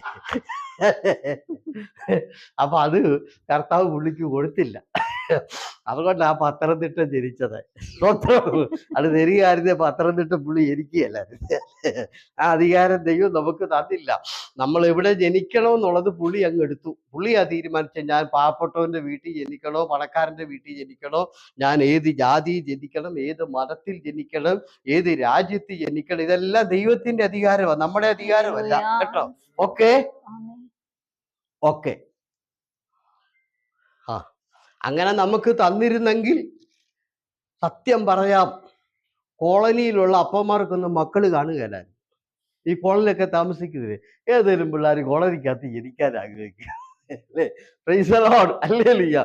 പുറമ്പോക്കിലുമൊക്കെ താമസിക്കുന്നിടത്തൊന്നും പാവപ്പെട്ടോടത്തൊന്നും അല്ലേ, ഇറച്ചി വീട്ടുകാരന്റെ മോനായിട്ട് ജനിക്കാനൊന്നും ആരും, മീൻ കച്ചവടക്കാരന്റെ മോനായിട്ട് ജനിക്കാനൊന്നും ആരും ആഗ്രഹിക്കത്തില്ല. എല്ലാവരും അങ്ങ് കോടീശ്വരന്റെ മോനായിട്ട് ജനിച്ചാല് അങ്ങ് ഇംഗ്ലണ്ടിലോട്ടും അമേരിക്കയിലോട്ടും ഒക്കെ പോയത്. സത്യം പറഞ്ഞാൽ നമ്മുടെ കേരളം വെറും വനഭൂമിയായി പോയത്. അവിടെ ഒന്നും കാണുകയല്ലായിരുന്നു തമിഴ്നാട്ടിൽ പോലും അല്ലേ.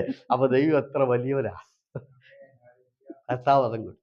പിന്നെ യോഹന്നാന്റെ സുവിശേഷം, ദൈവമക്കളാകാൻ അവൻ നിങ്ങൾക്ക് അധികാരം തന്നു. അത് പുള്ളി എടുത്തില്ല.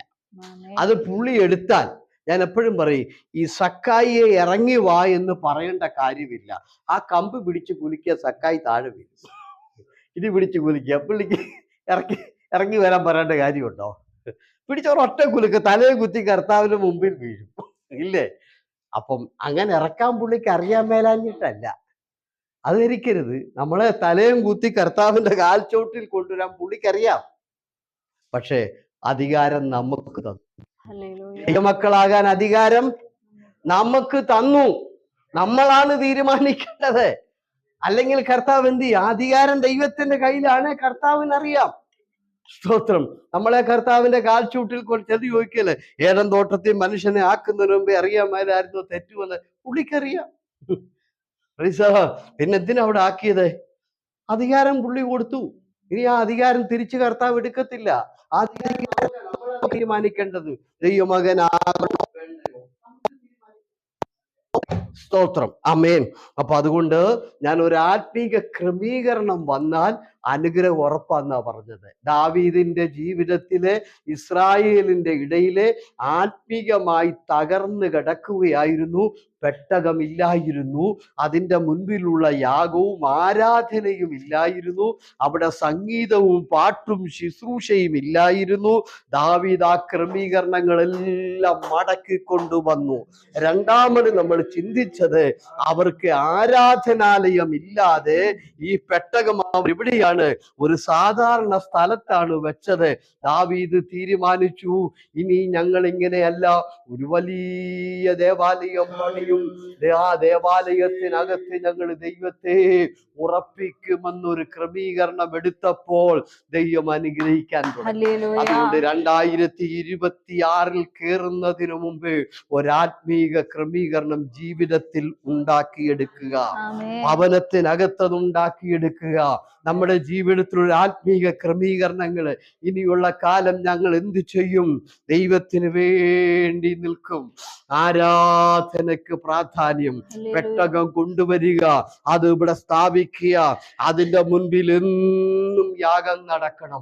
അതൊരിക്കൽ പോലും മുടങ്ങാത്ത ഒരു ക്രമീകരണം ദാവീദ് ചെയ്തപ്പോൾ ദാവീദിന്റെ കുടുംബത്തെ ദൈവം അനുഗ്രഹിച്ചു. ആരാധന മുടങ്ങാത്തൊരു ക്രമീകരണം എടുക്കാവോ?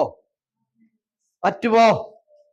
ആത്മീക ജീവിതത്തിൽ ഒരിക്കലും മുടങ്ങാത്ത ചില ആത്മീക ക്രമീകരണങ്ങൾ നിരന്തരം എന്റെ ജീവിതത്തിൽ ഉണ്ടായിരിക്കുമെന്ന് ഒരു ക്രമീകരണം ഇന്ന് രാത്രി ഇവിടെ നിന്ന് മടങ്ങി പോകുക.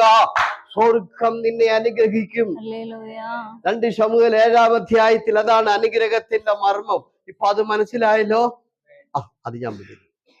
സ്തോത്രം, സ്തോത്രം. ഉൽപ്പത്തി 13-ാം അധ്യായം എന്ന് എടുത്ത് ഇന്നത്തെ മെസ്സേജിലേക്ക് പോകാൻ പറ്റുമെന്ന് എനിക്ക് തോന്നുന്നില്ല. ഇന്നത്തെ നമ്മുടെ മെസ്സേജ് എന്ന് പറയുന്നത് ശമൂവേല് 27-ാം അധ്യായമാണ്. എനിക്ക് തോന്നുന്നില്ല അവിടെ എത്താൻ പറ്റുമെന്ന്. സ്തോത്രം, ഹല്ലേലൂയ. നോക്കാവില്ലെങ്കിൽ നമുക്ക് അടുത്ത ദിവസം പറയാം. 13-ാം അധ്യായത്തിന്റെ 10 തൊട്ടൊന്ന് വായിച്ചേ. അപ്പോൾ ലോത്ത് നോക്കി, യോർദാൻ അരികെയുള്ള പ്രദേശമൊക്കെയും നീരോട്ടമുള്ളതെന്ന് കണ്ടു. യഹോവ സോദോമിനെയും ഗൊമോറയെയും നശിപ്പിക്കുന്നതിനു മുൻപേ അത് യഹോവയുടെ തോട്ടം പോലെയും സോബാർ വരെ മിസ്രൈം ദേശം പോലെയും ആയിരുന്നു. ലോത്ത് യോർദാൻ അരികെയുള്ള പ്രദേശമൊക്കെയും തെരഞ്ഞെടുത്തു. ഇങ്ങനെയുള്ള ലോത്ത് കിഴക്കോട്ട് യാത്രയായി. അവർ തമ്മിൽ പിരിഞ്ഞു. അബ്രാം കനാൻ ദേശത്ത് പാർത്തു. ലോത്ത് ആ പ്രദേശത്തിലെ പട്ടണങ്ങളിൽ പാർത്തു. സോദോം വരെ കൂടാരം നീക്കി അടിച്ചു. ഇപ്പൊ കണ്ടോ, ലോത്ത് തല പൊക്കി നോക്കി. നീരോട്ടമുള്ള എന്ന് പറഞ്ഞാൽ മനസ്സിലായോ? ഇല്ലേ? ആത്മീകമല്ല ഈ നോക്കുന്നതൊന്നും. 10 പൈസ കിട്ടുന്ന വഴിയായി നോക്കുന്നതല്ല. തല പൊക്കി പുള്ളി നോക്കുന്നതെന്നറിയോ? കൊക്കോ നടാനും റബ്ബർ കൃഷി ചെയ്യാനും പിന്നെ സ്വത്രം പറഞ്ഞ് വാഴ വെക്കാനും തെങ്ങ് വെക്കാനും ഒക്കെ നല്ല ഫ്ലോട്ടാ നോക്കുന്നത്. ഈ ചിലരൊക്കെ ജീവിതത്തിൽ ഇപ്പോഴും കണ്ണിരിക്കുന്ന മൊത്തം എവിടെയാ? ദൈവം ആരാധന ഒന്നുമല്ലേ, ഭൗതികമായ എന്തെങ്കിലും ഒരു വാതിലുണ്ടോ എന്നാ നോക്കുന്നത്. ഈ പുള്ളി ഇങ്ങനെ തല നോക്കിയതെല്ലാം ഇതാ നോക്കിയത്. സ്തോത്രം. നീരോട്ടം എവിടെ ഉണ്ടെന്നാണ് നോട്ടം. ഹല്ലേലൂയ. അവസാനം ആ നോട്ടം എവിടെ എത്തി? 19-ാം അധ്യായത്തിൽ വന്നപ്പോഴത്തേന് കൊച്ചുങ്ങളെ പിടിച്ചോണ്ട് അർദ്ധരാത്രി ഓടിപ്പോയി. ആ കുഞ്ഞുങ്ങൾ വഴി വെച്ച് നശിച്ചു പോയി. ഭാര്യ എവിടെ പോയി? ആ ഉപ്പുതുണായി അവിടെ നിന്നുപോയി. സ്തോത്രം പറയാം. ആമേ. മൂത്ത മോളും എന്ത് ചെയ്തു? പിഴച്ചു. രണ്ടാമത്തെ മോളും പിഴച്ചു. അതുകൊണ്ട് ഈ ഭൗതിക നോട്ടം മാത്രം പോരാ, ദൈവത്തെ കൂടെ നോക്കി ഓടണേ. ഹല്ലേലൂയ പറഞ്ഞേ. ദൈവത്തെ മാറ്റി നിർത്തി ദൈവവും ദൈവഗീതം ഒന്നും നോക്കാതെ നീരോട്ടം മാത്രം നോക്കിപ്പോയ അപ്പന്റെ മക്കളെല്ലാം തകർന്നു പോയി കേട്ടോ. ഹല്ലേലൂയ പറഞ്ഞേ. അത് നോക്കരുതെന്നൊന്നും ഞാൻ പറയുന്നില്ല, സമ്പത്തിലാണ് ജീവിക്കാൻ പറ്റുകയല്ലോ. പക്ഷെ അബ്രാഹാം എന്ത് ചെയ്തു? അബ്രാഹാം നീരോട്ടം ഉള്ളത് മാത്രമല്ല നോക്കിയത്, ഒടേതമ്പുരാനെ കൂടെ നോക്കി. ഹല്ലേലൂയ പറഞ്ഞേ. പുള്ളി എന്ത് പറയുന്നൂടെ അബ്രാഹാം നോക്കി, ദൈവഹിതം കൂടെ നോക്കി. അതുകൊണ്ട് അവന്റെ മക്കള് ഇസ്രായേൽ എന്ന് പറഞ്ഞ ഒരു രാജ്യമായി മാറി, മറ്റവന്റെ മക്കൾ നശിച്ചും പോയി. സ്തോത്രം. മോവാബിയരാ ഒരു കൂട്ടര്. ഒരു 10 തലമുറ കഴിഞ്ഞാൽ പോലും ദേവാലയത്തിൽ. അടുത്ത കൂട്ടർ അമോന്യരാ. വല്ല കാര്യമുണ്ടോ? ആ കുഞ്ഞുങ്ങളൊക്കെ അനുഗ്രഹം പ്രാപിക്കത്തില്ലായിരുന്നോ? അപ്പന്റെ ഈ കണ്ണാണ് ആ കുഞ്ഞുങ്ങളെല്ലാം. അതുകൊണ്ട് മാതാപിതാക്കൾ ആത്മീയമായി മുന്നോട്ട് പോണം, അല്ലെങ്കിൽ കുഞ്ഞുങ്ങൾക്ക് അതിന്റെ ഭവിഷ്യത്തുണ്ടാകും. കേട്ടോ? ഹല്ലേലൂയ പറഞ്ഞേ. ആ, സ്തോത്രം. ഓടി. ആമേൻ. ഏലങ്ങനെ നീരോട്ടം നോക്കി നോക്കി നോക്കി സോതോമിൽ ചെന്ന് കൂടാരം ഉറപ്പിച്ചു. സോതോം പട്ടണത്തിൽ ഒരു വീടൊക്കെയാണ് ഇന്നും അനേകരുടെ ലക്ഷ്യം. അതിലൊന്നും തെറ്റല്ല, അതൊക്കെ നല്ലതാ പട്ടണത്തിൽ കൂടെ. ഈ പട്ടണം വളരെ മോശമായിരുന്നു. അവിടെ നടക്കുന്ന പരിപാടി ബൈബിളിൽ എഴുതി വെച്ചിട്ടുണ്ട്. ആണോട് അവലക്ഷണമായത് അത്രയും പരിപാടിയായിരുന്നു. ഈ പുള്ളി കാശ് നോക്കി ചെന്ന് കയറിയത് ഈ പട്ടണത്തിലാണ്. സ്തോത്രം.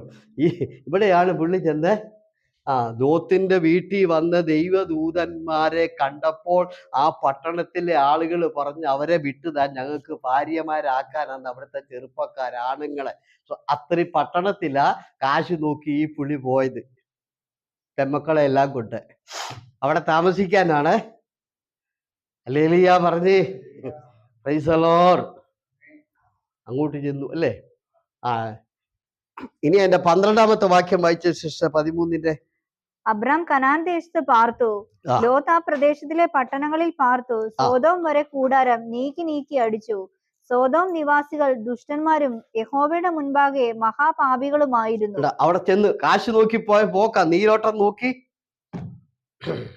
അറിഞ്ഞില്ല ഇത്തിരി പാർട്ടികൾ അവിടെ താമസിക്കുന്നത്. Price the Lord. വായിച്ചു, അടുത്ത വാക്യം വായിച്ചു. ലോത്ത് അബ്രാമിനെ വിട്ടു പിരിഞ്ഞ ശേഷം യഹോവ അബ്രാമിനോട് അരുളി ചെയ്തത്, തലപൊക്കി. ലോത്ത് അബ്രഹാമിനെ വിട്ടു പിരിഞ്ഞ ശേഷം അതുവരെ ദൈവം സംസാരിച്ചില്ല, മിണ്ടാതിരിക്കുക. ഇപ്പൊ ഒത്തിരി പ്രശ്നം ഈ വീട്ടിലുണ്ടായി. എന്താ? ഒന്നാമത്തെ കാര്യം, ഇദ്ദേഹത്തിന്റെ അപ്പൻ അമ്മയെ ഹാരാനി വെച്ചു മരിച്ചു, ദൈവം സംസാരിച്ചില്ല. അത് കഴിഞ്ഞ് ഇദ്ദേഹം യെരുശലേമിൽ വന്നു കഴിഞ്ഞപ്പോഴത്തേന് ലോത്തിന്റെ ഇടയന്മാരും അബ്രാഹാമിന്റെ ഇടയന്മാരും തമ്മിൽ വഴക്കുണ്ടായി. 6ാമത്തെ വാക്യത്തിൽ ദൈവം സംസാരിച്ചില്ല. സാറ 12ാമത്തെ അധ്യായത്തിലെ അബിമേലെക്ക് രാജാവിന്റെ കൊട്ടാരത്തിൽ സാറായെ കൊണ്ടുപോയി, ദൈവം സംസാരിച്ചില്ല. സ്തോത്രം. ശ്രദ്ധിച്ച് കേൾക്കണേ. തൻ്റെ ഭാര്യയെ മറ്റൊരുത്തൻ കൊണ്ടുപോയിട്ടും ദൈവം സംസാരിച്ചില്ല. അപ്പൻ മരിച്ചിട്ടും ദൈവം സംസാരിച്ചില്ല. ലോത്തിന്റെ ഇടയന്മാരും അബ്രാഹാമിന്റെ ഇടയന്മാരും തമ്മിൽ വഴക്കുണ്ടായിട്ടും ദൈവം സംസാരിച്ചില്ല. അടുത്ത വാക്യം നമ്മൾ വായിക്കുന്നത്, ലോത്ത് അബ്രാഹാമിനെ വിട്ടുപിരിഞ്ഞു, എന്നിട്ടും ദൈവം സംസാരിച്ചില്ല. ചിലര് ഇത്രയും പ്രശ്നം ഉണ്ടായിട്ടും ദൈവം ഇടപെട്ടില്ല. ചില ചോദിക്കാണ്, പാസ്റ്ററെ ഭയങ്കര പ്രശ്നം, എന്താ ദൈവം ഇടപെടാത്ത? ദൈവവചനം ഇപ്പൊ ഞാൻ പറയുമ്പോൾ കേട്ടു. Price the Lord. സംസാരിക്കത്തില്ല ദൈവം. നേരത്തെ കൽദയരുടെ പട്ടണത്തിൽ നിന്ന് വിളിച്ചിറക്കി ദൈവം സംസാരിച്ച് നടത്തിക്കൊണ്ട് വന്ന പുള്ളിയോട് ഇത്രയും പ്രശ്നം ഉണ്ടായിട്ട് ദൈവം മിണ്ടാതിരിക്കുക. ദൈവം മിണ്ടുന്നില്ല. ഇപ്പൊ ചിലർക്ക് സംശയമുണ്ട്, എന്താ ദൈവം മിണ്ടാതിരിക്കുന്നത്, എന്താ ദൈവം മിണ്ടാതിരിക്കുന്നത്? ഇവിടെ ദൈവം മിണ്ടി. എപ്പോഴാ മിണ്ടിന്ന് അവിടെ എഴുതിയേക്കുന്നുണ്ടോ? ലോത്ത് വിട്ടു പിരിഞ്ഞപ്പോൾ. ലോത്ത് വിട്ട്. അപ്പൊ ഒന്ന് പഠിച്ചു, ഈ പുള്ളി കൂടെ ഇരുന്നത് കൊണ്ടാണ് ദൈവം സംസാരിക്കാഞ്ഞത്. ആ പുള്ളി മാറി ഉടനെ ദൈവം സംസാരിച്ചു. സ്തോത്രം. കണ്ടോ? 13ാം അധ്യായത്തിന്റെ 12ാമത്തെ വാക്യത്തിൽ നമ്മൾ വായിച്ചത്, ലോത്ത് അബ്രാഹാമിനെ വിട്ടു പിരിഞ്ഞപ്പോൾ ദൈവം സംസാരിച്ചു. അപ്പൊ അതുകൊണ്ട് ഞാനൊരു കാര്യം പറയാം. ഈ ചിലതൊക്കെ ദൈവഹിതമല്ലാത്തത് ഇരിക്കുന്നോണ്ടാണ് പുള്ളി ഇടപെടാത്തത്. അതങ്ങ് മാറിയാൽ ഈ സെക്കൻഡ് ഇപ്പൊ തന്നെ ദൈവം സംസാരിക്കും. ഇപ്പൊ തന്നെ. കാരണം ദൈവത്തിന് ഇടപെടാൻ കഴിയാത്ത ഒരു കാര്യം ഇയാള് കൂടെ ഇരിക്കുന്നു, ലോത്ത് കൂടെ. അപ്പൊ ചോദിക്കും, ലോത്ത് കൂടെ ഇരിക്കുന്നത് തെറ്റാണോ എന്ന് ചോദിക്കും. നമുക്ക് അവിടെ നോക്കാം. 12:1 വായിച്ചേ. യഹോവ അബ്രഹാമിനോട് അരുളി ചെയ്തതെന്നാൽ, നീ നിന്റെ ദേശത്തെയും ചാർച്ചക്കാരെയും പൃഥുഭവനത്തെയും വിട്ട് പുറപ്പെട്ട്. എല്ലാരും വിടണമെന്ന് പറഞ്ഞു. പിന്നെ ഇയാളെ കൂട്ടിക്കൊണ്ട് പോരാവോ? അവിടെ എഴുതിയേക്കുന്ന കണ്ടോ, നിന്റെ ചാർച്ചക്കാരെ ഋതുഭവനത്തെ ദേശത്തെ വിടണം. പിന്നെ ഇയാളെ കൊണ്ടുപോരാവോ? ഹല്ലേലൂയ പറഞ്ഞേ. അപ്പൊ കുഞ്ഞെ, വേർപാട് പൂർണ്ണമാകാത്തോണ്ടാണ് ദൈവം സംസാരിക്കാത്തത്. ദൈവം ചിലതിനെയൊക്കെ വേർപെടുത്താൻ പറഞ്ഞു, അബ്രാഹാം വേർപെടുത്തി. പക്ഷേ ഈ ഒരെണ്ണത്തിനെ വേർപെടുത്തിയിട്ടില്ല. സ്തോത്രം പറഞ്ഞ് ദൈവം പറഞ്ഞ്, അബ്രാഹാമേ ചാർച്ചക്കാരെ വേർപെടുത്തണം, അവരെ ഉപേക്ഷിക്കാനൊന്നും പറഞ്ഞില്ല, ബന്ധം കട്ടിക്കാനും പറഞ്ഞില്ല, അവരെ മാറ്റി നിർത്തണമെന്ന് ദൈവം പറഞ്ഞുള്ളൂ. സ്തോത്രം. കാര്യം, നീ ആരാധനയ്ക്ക് ഇറങ്ങുമ്പോൾ അവരെ മാറ്റി നിർത്തുക. സ്തോത്രം. ഹല്ലേലൂയ. ബൈബിളിൽ അതുകൊണ്ട് എന്ത് ചെയ്യണ്ട, സ്വന്തക്കാരെ ഉപേക്ഷിക്കണം എന്നൊന്നും ബൈബിളിൽ ഇനി പാസ്റ്റർ പറഞ്ഞു നാളെ ഇവിടെ ഇറങ്ങി പറഞ്ഞേക്കരുത്. ഞങ്ങളുടെ പാസ്റ്റർ പറഞ്ഞു ആരാധനയ്ക്ക് വരുമ്പോൾ അപ്പനെ മാറ്റണമെന്ന് അങ്ങനെയല്ല പറഞ്ഞത്. നീ ആരാധനയ്ക്ക് ഇറങ്ങുമ്പോൾ അവരെ വിട്ട് നീ ഇറങ്ങുക. ബന്ധോ സ്വന്തോ ഒന്നും തള്ളിക്കളയാൻ ബൈബിളിൽ ഒരു സ്ഥലത്തും പറയുന്നത്. നിങ്ങൾ നോക്കി, ബന്ധത്തിന് വളരെ പ്രാധാന്യമുണ്ട്. എനിക്കിപ്പോൾ ആ വാക്യം എടുത്ത് പറയാനായിട്ട് സമയമില്ല. കാര്യം, യോസഫ് ഈ സഹോദരന്മാർ മടങ്ങി ചെന്നപ്പോൾ അവിടെ എഴുതിയിരിക്കുന്നതാണ്, ബെന്യാമിനെ കണ്ടപ്പോൾ. അതുവരെ യോസഫിന് പ്രശ്നമില്ലായിരുന്നു, മുഖത്തിങ്ങനെ തുണി ഇട്ടിരിക്കുക. ബെന്യാമിനെ കണ്ടു കഴിഞ്ഞപ്പോൾ യോസഫിന് പിടിച്ചു നിൽക്കാൻ കഴിഞ്ഞില്ല. അവിടെ എഴുതിയിരിക്കുന്നത് അവൻ അകത്തു പോയി പൊട്ടിക്കരഞ്ഞെന്നാണ്. എന്താ കാര്യം എന്നറിയാമോ? ഉൽപ്പത്തി 35-ാം അധ്യായത്തിൽ കിടപ്പുണ്ട്. ബെന്യാമിനെ പ്രസവിച്ചപ്പോൾ തള്ള മരിച്ചുപോയി, വഴി കിടന്ന് റാഹേൽ. പിന്നെ അനിയനെ വളർത്തിയത് ഈ ചേട്ടനാ. സ്വത്രം പറഞ്ഞേ, മുല കൊടുക്കാൻ അമ്മ ഇല്ലായിരുന്നു, മനസ്സിലായോ? പിന്നെ ചേട്ടനാ എടുത്ത് തോളിലിട്ട് വളർത്തിയ ജോസഫാ ബെന്യാമിനെ വളർത്തിയത്. അതുകൊണ്ട് യോസഫ് ബെന്യാമിനെ കണ്ടപ്പോൾ തകർന്നു, പൊട്ടിക്കരഞ്ഞു. ഇനി നിങ്ങൾ ആ വാക്യങ്ങൾ എടുത്ത് ശരിക്കും വായിക്കണം. ബെന്യാമിന് കൊടുത്ത ഓഹരി ഇരട്ടി പങ്കാ. എല്ലാ സഹോദരങ്ങൾക്കും യോസഫ് മടങ്ങിപ്പോരുമ്പോൾ ഓഹരി കൊടുത്തു, പക്ഷെ ബെന്യാമിന് ഇരട്ടി പങ്ക്. കാരണം ബൈബിള് രക്തബന്ധത്തിന് വളരെ പ്രാധാന്യം കൊടുക്കുന്നുണ്ട്. ലിലിയ പറഞ്ഞേ. അതുകൊണ്ട് നിങ്ങൾ രക്ഷിക്കപ്പെട്ടു കഴിഞ്ഞാൽ പിന്നെ ചിലർ അപ്പുറത്തെ വീട്ടിൽ കയറുകയില്ല, ഈ വീട്ടിൽ കയറുകയില്ല, അതൊക്കെ തെറ്റായ കാര്യങ്ങളാ. ആരാധനയ്ക്ക് നമ്മൾ അവരോട് വേർപെടുന്നു, അത്രേ ഉള്ളൂ. അല്ലാതെ ബന്ധങ്ങളൊന്നും നമ്മൾ എന്ത് ചെയ്യും? നിങ്ങൾ നോക്കിക്കേ, ബന്ധത്തിന് വിലയുണ്ടോ? ഉണ്ടോ? യേശുവിന്റെ ക്രൂശിന് ചവിട്ടിൽ ആരാ വന്ന് നിൽക്കുന്നത്? അമ്മ വന്ന് നിൽക്കുന്ന കണ്ടോ? സ്വത്രം പറഞ്ഞ് എവിടുന്നാ? നിങ്ങൾക്കറിയാം. നിങ്ങൾ വിചാരിക്കുന്ന യേശുവിന്റെ ക്രൂശിന്റെ ചുവട്ടിൽ അമ്മ നിന്നെന്ന അല്ല ദൈവമക്കളെ. യെരൂശലേം 3 പ്രവശ്യ, യഹൂദയ, ശമരിയ. ഇവർ യഹൂദയിൽ നിന്നും മൈലുകൾ താണ്ടി ശമരിയെ വന്ന്, ശമരിയെന്നും മൈലുകൾ താണ്ടി യെരൂശലേമിൽ വരുന്നത്. ഇവിടെ എത്താൻ തന്നെ മാസങ്ങൾ പിടിക്കും. അങ്ങനെ മാസങ്ങൾ നടന്നാണ് ആ തള്ള സ്വന്തം മകന്റെ അടുക്ക വന്നത്. ഹല്ലേലൂയ പറഞ്ഞ്. അല്ലാതെ നമ്മൾ വിചാരിക്കലും ഇവിടുന്ന് സൽമാനയിലോട്ട് ബസ് കയറി ഇറങ്ങുകയല്ല. 3 പ്രവശ്യകൾ കടക്കണം, 3 സ്റ്റേറ്റുകൾ കടക്കണം. ആമേ. ശമരിയയും കടന്ന് യഹൂദയിൽ കടന്നിട്ടാണ് യെരൂശലേമിൽ വരുന്നത്. യോഹന്നാൻ യേശുവിന്റെ ക്രൂശിന്റെ ചവിട്ടി നിൽക്കുന്ന കേട്ടോ. യോഹന്നാന്റെ അമ്മയുടെ ചേച്ചിയാ യേശുവിന്റെ അമ്മ. സ്തോത്രം. ചേടുത്തി അനിത്യ. ഹല്ലേലൂയ. അവിടെ നിന്നിട്ട് യോഹന്നാൻ ആ ബന്ധം ഏറ്റെടുക്കുന്നു. യോഹന്നാനെ ഇന്ന് തൊട്ട് ഇത് നിന്റെ അമ്മയാണെന്ന് പറഞ്ഞപ്പോൾ യോഹന്നാൻ മാറ്റി പറഞ്ഞോ? അതുകൊണ്ട് ബന്ധങ്ങൾക്ക് വളരെ പ്രാധാന്യമുണ്ട് കേട്ടോ. ഞാൻ ഇന്നാളിങ്ങനെ പറഞ്ഞ് പ്രസംഗിച്ചു കഴിയുമ്പോൾ നിങ്ങൾ ആരെങ്കിലും ഇറങ്ങി ഇങ്ങനെയൊക്കെ പറഞ്ഞ് പിന്നെ നാട്ടുകാരെ എന്നെ കല്ലെറിയും. അത് എറിയാതിരിക്കാനാ ഞാനത് തിരുത്തി തരുന്നത്. ബന്ധങ്ങൾക്ക് വിലയുണ്ട്. അതുകൊണ്ട് നമ്മൾ രക്ഷിക്കപ്പെട്ടെന്നും പറഞ്ഞ് ആമേ അടുത്തുള്ളവരെ ഒന്നും വെറുക്കാനും എടുക്കാനും അല്ല പറഞ്ഞ് ആരാധനയ്ക്ക് വേർപാട് വേണം. ലോത്തിനെ വേർപെടുത്തണം. കാരണം അബ്രാഹാമിന്റെ വേർപാട് പൂർണ്ണമല്ല. എല്ലാം മാറ്റാൻ ദൈവം പറഞ്ഞില്ല. 12-1 കണ്ടോ? അപ്പം ഈ ഒറ്റ സംഭവമേ ഉള്ളൂ. ഏതാ? ലോത്ത് മാത്രമേ ഉള്ളൂ. ബാക്കിയെല്ലാം അബ്രാഹാം വിട്ടു. ചാർച്ചക്കാരെ വിട്ടു, മാതാപിതാക്കളും ബന്ധുമിത്രാദികളെ ഒക്കെ വിട്ടു. ഈ ഒരെണ്ണം വിട്ടിട്ടില്ല. അങ്ങനെ ഒരെണ്ണം വിടാത്ത ചിലർ ഇന്നിവിടെ ഉണ്ട്. അതുകൂടെ അങ്ങ് വിട്ടേര്. ആ ഒരെണ്ണം കൂടി ഇരിക്കുന്നത് കൊണ്ടാണ് നിന്റെ ജീവിതത്തിൽ ദൈവത്തിന് ഇടപെടാൻ കഴിയാത്തത്. ദൈവത്തിന് അതുകൊണ്ടാണ് എഴുതിയിരിക്കുന്നത്, ലോത്തു വിട്ടു പിരിഞ്ഞപ്പോൾ ദൈവം അബ്രാഹാമിനോട് സംസാരിച്ചു. ആ ഒരെണ്ണത്തെ അബ്രാഹാം എന്ത് ചെയ്തു? അബ്രാഹാം പറഞ്ഞു, ലോത്തേ നീ തെക്കോട്ട് പോണം, അല്ലെങ്കിൽ നീ വടക്കോട്ട് പോണം, നമുക്കിനി ഒരുമിച്ച് പോകണ്ട എന്ന് പറഞ്ഞ് ആമേ price the Lord hallelujah Lot അവിടുന്ന് വിട്ടുപിരിഞ്ഞപ്പോൾ ദൈവം ഇടപെട്ടു. ആ ഒരെണ്ണം കൂടെ ഇന്ന് രാത്രി 2026 കടക്കുന്നതിന് മുമ്പ് 25 അതൂടെ വിടണം, അതൂടെ വിടണം. ഹല്ലേലൂയ പറഞ്ഞ് ആ ഒരെണ്ണം കൂടെ വിട്ടില്ലെങ്കിൽ ദൈവത്തിന് നിന്നോട് സംസാരിക്കാൻ കഴിയുകയില്ല, ദൈവത്തിന് ഇടപെടാൻ കഴിയുകയില്ല. ഓക്കെ, സ്തോത്രം. ഒരെണ്ണം കൂടെ വിടാൻ വേണ്ടി നമ്മൾ എന്ത് ചെയ്യണം? തയ്യാറായി. വിട്ടുപിരിഞ്ഞു. അപ്പോൾ ദൈവം എന്ത് ചെയ്തു? സംസാരിച്ചു. സ്തോത്രം. തലപൊക്കി നോക്കാൻ പറഞ്ഞു. തെക്കോട്ടും വടക്കോട്ടും കിഴക്കോട്ടും ഒക്കെ നോക്കാൻ. ഈ കാണുന്ന ദേശമൊക്കെ ഞാൻ നിനക്ക് തരും. ആത്മീകമായി തല ഉയർത്തി പൊക്കി നോക്കാൻ പറഞ്ഞു. 2025 തല ഉയർത്തണം. ഇപ്പോൾ ചില പ്രശ്നങ്ങൾ കാരണം ആത്മീകമായി ഉയർത്തി തല പിടിക്കാൻ കഴിയാതെ പ്രശ്നങ്ങളെ കൊണ്ട് തല കുനിഞ്ഞിരിക്കുന്ന പലരും ഇന്നത്തെ ആരാധനയിലുണ്ട്. അബ്രാഹാമിന്റെ ജീവിതത്തിലെ തല കുനിഞ്ഞിരിക്കുക. എന്താ കാരണം? ലോത്ത് വീട്ടിൽ നിന്ന് ഇറങ്ങിപ്പോയി, പിന്നെ അപ്പൻ മരിച്ച നിരാശയുണ്ട്, പിന്നെ ദേശത്തിന്റെ നല്ല ഭാഗം ലോത്ത് കൊണ്ടുപോയിട്ടുണ്ട്. അബ്രാഹാമിന്റെ ഇടയന്മാരും ലോത്തിന്റെ ഇടയന്മാരും തമ്മിൽ വഴക്കുണ്ടായി.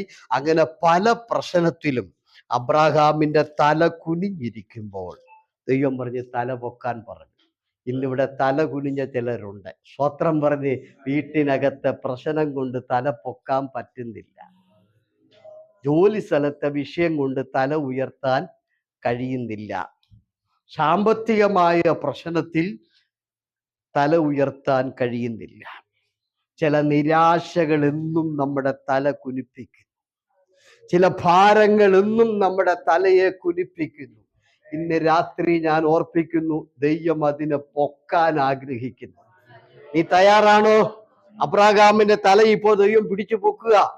തല ഇപ്പോൾ പിടിച്ചു പൊക്കുക. നിന്റെ തല ഉയർത്താൻ പറഞ്ഞു. അങ്ങനെ തല പൊക്കാൻ കഴിയാതിരുന്ന തന്റെ ഭക്തന്റെ തല പിടിച്ചു പൊക്കിക്കൊണ്ട് അമ്മ ഇനി നീ തല കുനിഞ്ഞിരിക്കണ്ട. നിന്റെ ഏത് പ്രശ്നത്തിലും നിന്റെ തല പിടിച്ചു പൊക്കി നിന്നെ ഉയർത്താൻ ഈ ദൈവത്തിന് കഴിയും. അവിടെ അങ്ങനെയാണ് എഴുതിയിരിക്കുന്നത്. വാക്യം വായിച്ചേ. ലോത്ത് അബ്രാമിനെ വിട്ടു പിരിഞ്ഞ ശേഷം യഹോവ അബ്രഹാമിനോട് അരുളി ചെയ്തത്, തല പൊക്കി നീ ഇരിക്കുന്ന സ്ഥലത്ത് നിന്ന് വടക്കോട്ടും തെക്കോട്ടും കിഴക്കോട്ടും പടിഞ്ഞാറോട്ടും നോക്കുക. നീ കാണുന്ന നിങ്ങൾ കേൾക്കണം, ഇപ്പൊ ദൈവം സംസാരിക്കാൻ തുടങ്ങി. നേരത്തെയോ ഇടപെട്ടില്ല. അപ്പം മരിച്ചിട്ട് ദൈവം സംസാരിച്ചില്ല. വീട്ടിൽ വഴക്കുണ്ടായിട്ട് ദൈവം സംസാരിച്ചില്ല. സാറാ ഫറവോന്റെ കൊട്ടാരത്തിൽ പോയിട്ട് ദൈവം സംസാരിച്ചില്ല. സ്തോത്രം. സഹോദരൻ ഇറങ്ങിപ്പോയിട്ട് ദൈവം സംസാരിച്ചില്ല. ഇപ്പൊ ദൈവം സംസാരിച്ചു. എപ്പോഴാ ലോത്ത്? അപ്പം 2026 ദൈവശബ്ദം കേട്ട് പോണമെന്നുണ്ടെങ്കിൽ ഈ 2025 തീരുന്നതിന് മുമ്പ് ലോത്തിനെ ഇറക്കി വിട്ടതുപോലെ ദൈവഗീതമല്ലാത്തത് അങ്ങ് വിടേ. അങ്ങ് വിടേ. വിട്ടാൽ നാളെ തൊട്ട് ഇന്ന് തൊട്ട് ദൈവം നിന്നോട് സംസാരിച്ചു കൊണ്ടിരിക്കും. ദൈവശബ്ദം നീ കേട്ടുകൊണ്ടിരിക്കും. ആമേൻ. തീർച്ചയായിട്ടും ദൈവം ഇടപെടും. ദൈവം നമ്മളോട് സംസാരിക്കും. സ്തോത്രം. പറഞ്ഞ് വേഗത്തിൽ ഞാൻ അവസാനിപ്പിക്കാം. തലപൊക്കി തെക്കോട്ടും കിഴക്കോട്ടും വടക്കോട്ടും ഒക്കെ നോക്കാൻ പറഞ്ഞു. 4 വശത്തോട്ടും നോക്കി. ഈ കാണുന്ന ദേശമൊക്കെയും ഞാൻ നിനക്ക് തരും. ഈ കാണുന്ന തെക്ക് വടക്ക് കിഴക്ക് പടിഞ്ഞാറ്. അതിൻ്റെ അർത്ഥം എന്താ? അതിൻ്റെ അർത്ഥം തെക്കും കിഴക്കും പടിഞ്ഞാറും എന്നല്ല, ദേശത്തിന്റെ 4 ഭാഗത്തും ഞാൻ നിന്റെ മക്കൾക്ക് കരുതിയിട്ടുണ്ടെന്നാ പറഞ്ഞു. കിഴക്ക് കിടക്കുന്നുണ്ടോ? അവിടെ നിന്റെ മക്കൾക്കാ. പടിഞ്ഞാറ് കണ്ടോ? നിന്റെ മക്കൾക്കാ. തെക്ക് കണ്ടോ? നിന്റെ മക്കൾക്കാ. വടക്ക് കണ്ടോ? അപ്പൊ ദൈവശബ്ദം കേട്ടിറങ്ങിയവന്റെ മക്കൾക്ക് ദേശത്തിന്റെ 4 ഭാഗത്തും വിളിച്ചിറക്കിയ ദൈവം അബ്രഹാമിന്റെ തലമുറയ്ക്ക് കരുതിയിരുന്നു. ഹല്ലേലൂയ പറഞ്ഞ് ദൈവത്തെ ആരാധിക്കാൻ ഇറങ്ങിയാൽ നിന്റെ മക്കൾ എവിടെ പോയാലും, കിഴക്കോട്ട് പോയാലും അവിടെ ദൈവം കരുതും, പടിഞ്ഞാട്ട് പോയാലും ദൈവം കരുതും. വടക്കോട്ട് പോയാലും ദൈവം കരുതും. നമ്മെ നമ്മുടെ നാട്ടിലൊരു ചൊല്ലുണ്ട്, തെക്കോട്ട് പോവാന്ന് പറയും. തെക്കോട്ട് പോകാൻ അവസാനത്തെ പോക്ക അല്ലേ? തെക്കോട്ടാണ് തല വെച്ച് ഈ ഞങ്ങളുടെ എന്റെ ശവക്കോട്ട് ഞാൻ ഈ സെല്ല് പണിയുന്നതിന് മുമ്പ് വെറും മണ്ണില്ലായിരുന്നു. ഇപ്പൊ സെല്ല് പണിതിട്ട് 10-20 വർഷമായി കേട്ടോ. ഇപ്പൊ പേടിക്കണ്ട, ഗൾഫുകാർക്ക് വേണ്ടി ഒരു 3-4 പ്രസ്സിൽ ഉണ്ടാക്കിയിട്ടിട്ടുണ്ട് നാട്ടില്. വലിയ പെട്ടി കയറത്തക്കത് അല്ലേ? നീ പാർട്ട കൂടെ നിന്നിട്ട് മരിച്ചു കഴിഞ്ഞാൽ ഞങ്ങൾക്ക് ശവടക്കാനായിട്ട് പേടിക്കണ്ട. 2 ടൂറിസ്റ്റ് ബസ്സിന് ചെലവുള്ളൂ, അതിന്റെ പൈസ എന്റെ കയ്യിലുണ്ട്. നിങ്ങൾ ഒന്നും തരണ്ട.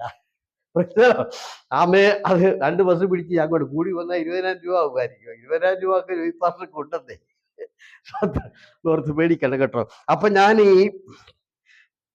എനിക്ക് കുഴി വെട്ടാൻ ഒരാളെ വിട്ട് എനിക്ക് നോക്കാൻ പോകാനും പറയാനൊന്നും എനിക്ക് നേരം കിട്ടിയില്ല. ഈ മരിച്ച് നമ്മുടെ ഒരു അപ്പച്ചൻ മരിച്ചപ്പോൾ ഞാൻ ആ വീട്ടില് തിരക്കിലായിപ്പോയി, ഈ പാട്ടുകാരെ എല്ലാരെയും ക്രമീകരിക്കാനും എടുക്കാനും ഒക്കെ. അവിടെ ചെന്നപ്പോഴത്തേന് കുഴി ഇങ്ങനെ തെക്കുവടക്കാ വെട്ടിയ. ആ വീട്ടില് അപ്പച്ചന്റെ പോലെ രക്ഷിക്കപ്പെട്ടതല്ല, അവന്റെ മുഖം കാണുന്നത്. ഈ തെക്കോട്ട് പോവാന്ന് പറഞ്ഞ ശാപം തന്നെ. എന്ത് ചെയ്യാനാ, കുഴി വെട്ടിയവൻ അങ്ങനെയാ വെട്ടിയത്. ഈ കിഴക്ക് പടിഞ്ഞാണ് ആ കുഴി വെട്ടണത്, മനസ്സിലായോ? ആമേ തല കിഴക്കോട്ട് വെച്ചാണ് ശവം അടക്കുന്നത്. പക്ഷെ ഇവൻ കുഴി വെട്ടിയത് ഇങ്ങനെ തെക്കുവടക്കായിപ്പോയി. എന്ത് ചെയ്യണം? Price the Lord. അപ്പൊ ഞാൻ പറഞ്ഞത് തെക്ക് ശാപമാണെന്നാണ് ചിലര് പറഞ്ഞത്. പക്ഷെ അബ്രാഹാമിനോട് പറഞ്ഞില്ല, തെക്ക് വശത്തും നിന്റെ മക്കൾക്ക് ഞാൻ കരുതി, വടക്കും നിന്റെ മക്കൾക്കുണ്ട്, പടിഞ്ഞാറുകൊണ്ട്. അതുകൊണ്ട് ദൈവത്തെ ആരാധിക്കാൻ ഇറങ്ങിയ മാതാപിതാക്കളെ, നിങ്ങൾ പരാജയപ്പെട്ടിട്ടില്ല, നിങ്ങൾക്ക് അബദ്ധം പറ്റിയിട്ടില്ല, നിങ്ങൾക്ക് മണ്ടത്തരവും പറ്റിയിട്ടില്ല. നിങ്ങൾ ആരാധിക്കാൻ ഇറങ്ങിയ ഈ ദൈവം നിങ്ങളുടെ തലമുറയ്ക്ക് ദേശത്തിന്റെ 4 ഭാഗത്തും ദൈവത്തിന്റെ കരുതലുണ്ട്. തെക്കും വടക്കും എല്ലാം ഉണ്ട്. അവസാനിപ്പിക്കാം. ഇത് പ്രസംഗിക്കാൻ എനിക്ക് സമയമില്ല, ഞാനതുകൊണ്ട് അത് അവിടെ അങ്ങ് നിർത്തുന്നു. ഒടുവിലത്തെ വാക്യം പറഞ്ഞ് അവസാനിപ്പിക്കാം. പെട്ടെന്ന് വായിച്ചാട്ടെ, 15ഉം 16. നീ കാണുന്ന ഭൂമിയൊക്കെ ഞാൻ നിനക്കും നിന്റെ സന്തതിക്കും ശാശ്വതമായി തരും. ഞാൻ നിന്റെ സന്തതിയെ ഭൂമിയിലെ പൊടി പോലെ ആക്കും. ഭൂമിയിലെ പൊടിയെ എണ്ണുവാൻ കഴിയുമെങ്കിൽ നിന്റെ സന്തതിയെയും എണ്ണാം. നീ പുറപ്പെട്ട് ദേശത്ത് നെടുകയും കുറുകയും സഞ്ചരിക്കുക, ഞാൻ അത് നിനക്ക് തരും. അപ്പോൾ അബ്രാം കൂടാരം നീക്കി ഹെബ്രോനിൽ മമ്രയുടെ തോപ്പിൽ വന്ന് പാർത്തു. അവിടെ യഹോവയ്ക്ക് ഒരു യാഗപീഠം പണിതു. അപ്പോൾ കൂടാരം നീക്കി അവിടെ യഹോവയ്ക്ക് യാഗപീഠം പണിതു. പഴയ കൂടാരം നീക്കി ഇങ്ങോട്ട്, പഴയ യാഗപീഠം നീക്കി. ഒറ്റ വാക്കി പറയുക, ആരാധനയ്ക്ക് സമയമായി. എന്താണ്? ഒരഴിച്ചുപണി. പഴയത് എന്ത് ചെയ്തു? അവിടെ നിന്ന് അഴിച്ച് ഇപ്പുറത്ത് കൊണ്ടിന്ന് പുതുക്കി. 2026 കടക്കുന്നതിന് മുമ്പേ ഇന്ന് രാത്രി ഒരു അഴിച്ചുപണി. ആരാധനയും ആത്മീയ നിലവാരവും പഴയ സ്ഥാനത്തു നിന്നും ഒന്നും കൂടെ പുതുക്കേണ്ടിയിരിക്കുന്നു, അത് മാറ്റേണ്ടിയിരിക്കുന്നു. അബ്രാഹാമിന്റെ കൂടാരം പഴയ സ്ഥലത്തു നിന്ന് മാറ്റി ഒന്നുകൂടെ പുതുക്കി അബ്രാഹാം ഇപ്പുറത്തോട്ട് പണിതു. അതുകൊണ്ട് ഇന്ന് രാത്രി ഞാൻ പറയുന്നു, ആത്മീയ ജീവിതത്തിന് ഒരു അഴിച്ചുപണി ഈ രാത്രിയിൽ ആരംഭിക്കണം. ഹല്ലേലൂയ പറഞ്ഞ് 2026 നമ്മൾ കയറുമ്പോൾ നമ്മുടെ യാഗപീഠം പഴയതായിരിക്കരുത്, നമ്മുടെ കൂടാരം പഴയതായിരിക്കരുത്, അതിന് പുതുക്കം ഉണ്ടാകണം. എല്ലാവർക്കും എഴുന്നേറ്റ് നിൽക്കാം. ഈ വചനത്തിന്റെ മുൻപിൽ നമ്മൾ ദൈവത്തെ ആരാധിക്കാൻ പോവുകയാണ്. എല്ലാവരും കണ്ണുകൾ അടച്ചുകൊണ്ട് ഇന്ന് രാത്രിയിൽ എനിക്കറിയാം ഇവിടെ ഇരിക്കുന്ന നിങ്ങളോട് ദൈവാത്മാവ് ഇടപെട്ടു എന്ന് ഞാൻ വിശ്വസിക്കുന്നു. ചിലരോട് ദൈവം കൃത്യമായി സംസാരിച്ചു. ഈ രാത്രിയിൽ ദൈവം എന്നോട് സംസാരിച്ചു എന്ന് തോന്നുന്ന ദൈവമക്കൾ, ദൈവം എന്നോട് ഇടപെട്ടു എന്ന് തോന്നുന്ന ദൈവമക്കൾ എല്ലാരും കണ്ണുകൾ അടച്ചുകൊണ്ട് വചനത്തിന്റെ മുൻപാകെ സമർപ്പിക്കാം. എല്ലാ കണ്ണുകളും അടച്ച് എല്ലാരും സ്തോത്രം